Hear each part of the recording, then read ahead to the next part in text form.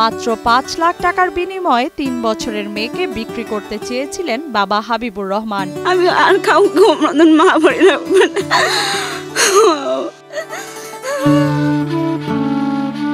পাওনাদারদের চাপ আর সংসারের চরম অভাবের কারণে আদরের শিশু কন্যাকে বিক্রি করতে বাধ্য হয়ে এমন সিদ্ধান্ত নেন বাবা।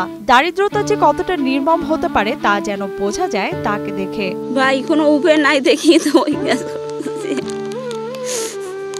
আজকে নিজের সন্তানকে বিক্রি কেউ করে এই পৃথিবীতে, আজ কোনো যদি উপায় নাই দেখি তো ওই কাজ করছে আমার স্বামী।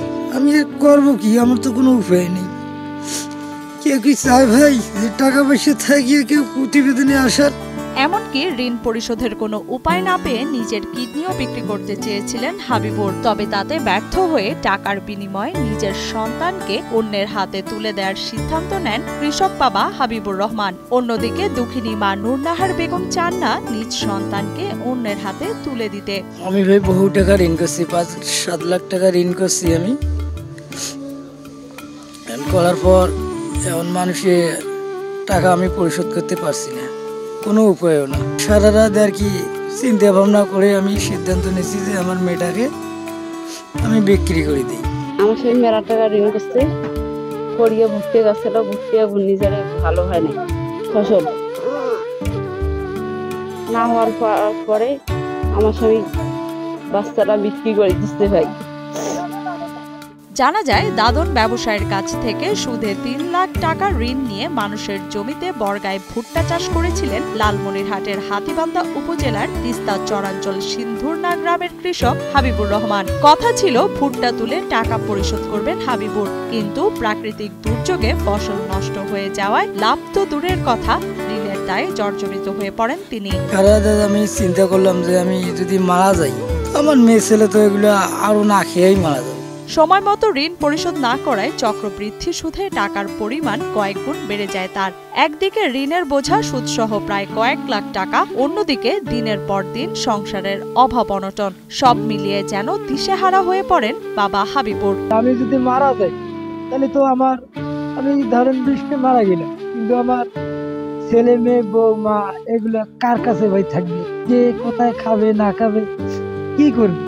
এদিকে ৫ লাখ টাকায় মেয়ে দুলালীকে বিক্রির জন্য অগ্রিম ৫০,০০০ টাকাও নিয়েছিলেন বাবা হাবিবুর। পরে তার সন্তানকে নিতে আসলে বাধা দেয় মা নূরনাহার বেগম। টাকাও দিছিল একজন, ওই জল টাকায় এই কথা বলছিলাম কিডনি বিক্রি করার জন্য, নিল না। এই কারণে আমি মেয়ে বিক্রি করার চিন্তা ভাবনা করছি। এই সময় এক লোকে বলছে যে আপনার মেয়েটাকে আমি নেব।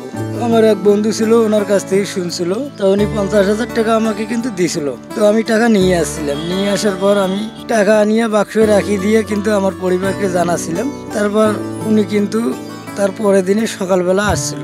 আসার পর ভাই আমি ঘরে কান্দাকাটি করিয়ে আমি ঘরে যা বিছনায় শুচ্ছি, আমার বউ টাকা ৫০,০০০ ওনাকে বাইর করে দিয়ে দিচ্ছি।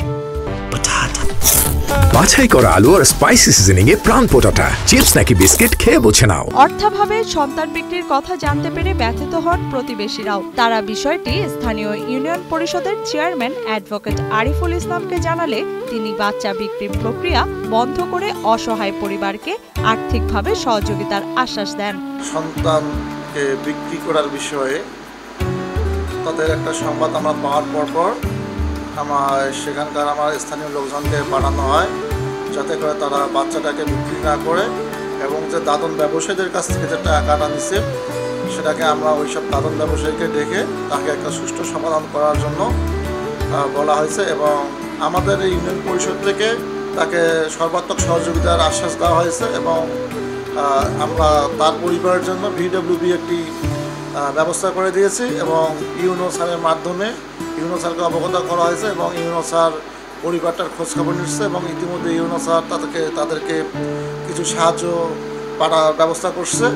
এবং সমাজে যারা আছে তারা এসব পরিবারের পাশে আমরা দাঁড়াই, তারা যেন ঘুরে দাঁড়াতে পারে।